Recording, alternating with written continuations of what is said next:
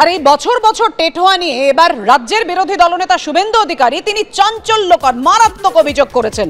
তিনি বলছেন যে প্রশ্নপত্র বিক্রি হয়েছে, টেটের প্রশ্নপত্র বিক্রি হয়েছে, চাঞ্চল্যকর অভিযোগ করলেন রাজ্যের বিরোধী দলনেতা শুভেন্দু অধিকারী। তিনি বলছেন আগে টেট হলেও নিয়োগ হয়নি, এবারও হবে না। তৃণমূল কংগ্রেসের আত্মীয় স্বজনদের মোবাইল ফোন নিয়ে ঢুকতে দেওয়া হয়েছে, বেকারদের টাকা ধ্বংস করল রাজ্যের তৃণমূল সরকার। আক্রমণে শুভেন্দু অধিকারী।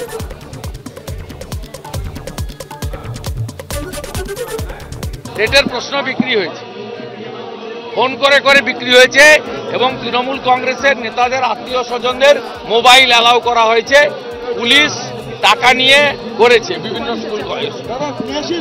এটাতে কেউ চাকরি পাবে না। পার স্টুডেন্ট 1000 টাকা ধ্বংস করলো। 500 টাকা আগে নিয়েছে, আজকে যাতায়াত, টিফিন, জলের বোতলে আরো 500 গেল।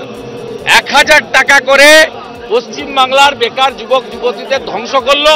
17 সালে টেটের রেজাল্টের নিয়োগ হয়নি, 22-এ টেটের নিয়োগ হয়নি।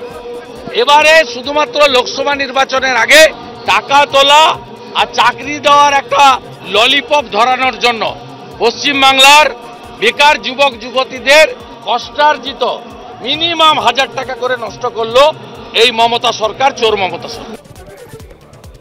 সিবিআই এর এফআইআর নেম গ্রেফতারি এড়াতে যিনি বিজেপিতে গিয়ে নাম লিখেছেন তার মুখে এসব কথা মানায় না, কটাক্ষ করলেন তৃণমূলের রাজ্য সাধারণ সম্পাদক কুণাল ঘোষ। এখন ওর মাথাটা পুরো দস্তুর গেছে। যে শুভেন্দু অধিকারী 20 সাল অবধি এই সরকারের সঙ্গে ছিল, আরো দাও করে আরো ক্ষমতা, আরো মন্ত্রিত্ব, গোটা পরিবার নিয়েছে, তো এখন নিজের গ্রেফতারি এড়াতে সিবিআই এর এফআইআর নেম তোলাবাদ শুভেন্দু অধিকারী বিজেপিতে গিয়েছে। তা এখন যে কথাগুলো বলছে এটা হয়নি, ওটা হয়নি, সেটা হয়নি, তো যখন মন্ত্রী ছিল তখন এই ইস্যুতেও প্রতিবাদ করেনি কেন? তখন কেন শুধু আরো ক্ষমতা চাই, আরো ক্ষমতা চাই, আরো ক্ষমতা চাই করেছে? এটা একটা পরীক্ষার যদি কোনো নিয়ম মতো কোনো কিছু থাকে, কোনো ইয়ে থাকে, যে কোনো পরীক্ষারই থাকে, চিরকাল থাকে, তো সেটা তো খুব স্বাভাবিক ব্যাপার। যদি কোনো পরীক্ষায় তার একটা ফি নির্ধারিত হয়ে থাকে, সেটা যে কোনো পরীক্ষার ক্ষেত্রে সব দেশ, সব রাজ্যর ক্ষেত্রেই একটা ফি থাকে এবং সেটা রয়েছে। যদি থেকে থাকে সেটা প্রশাসন বলতে পারবে, তার মধ্যে তো লুকোচুরির কোনো ব্যাপার নেই। আর এবারে যারা টেট দিলেন, অর্থাৎ আশা আশঙ্কার দোলাচলের মধ্যে যারা আজকে টেট দিয়ে বেরোলেন, সেই পরীক্ষার্থীরাও বলছেন তাদের মনেও প্রশ্ন 2014-র মতোই, যে নিয়োগপত্র কবে মিলবে, আদৌ চাকরি হবে তো? টেট তো দিলাম। রাজনৈতিক চাপানুতরের মধ্যে আপনাদের জানিয়ে রাখি, এবছরও হলো টেট। আশা আশঙ্কার দোলাচলের মধ্যেই পরীক্ষার্থীদের অনেকেরই বক্তব্য, আগে কয়েকবার পরীক্ষা দিয়ে পাশ করেও অনেকে চাকরি পাননি। রাজ্যের বিভিন্ন প্রান্তে শিক্ষক নিয়োগের এই পরীক্ষায় বসেছিলেন 3 লক্ষের বেশি পরীক্ষার্থী। কলকাতায় পরীক্ষা দিলেন 2000-এর বেশি চাকরি প্রার্থী। রাজ্যের 773টি কেন্দ্রে নেওয়া হয়েছে এই পরীক্ষা। যা অবস্থা এখন, সিচুয়েশন তো এরকম হয়েছে যে নিয়োগ হচ্ছে না।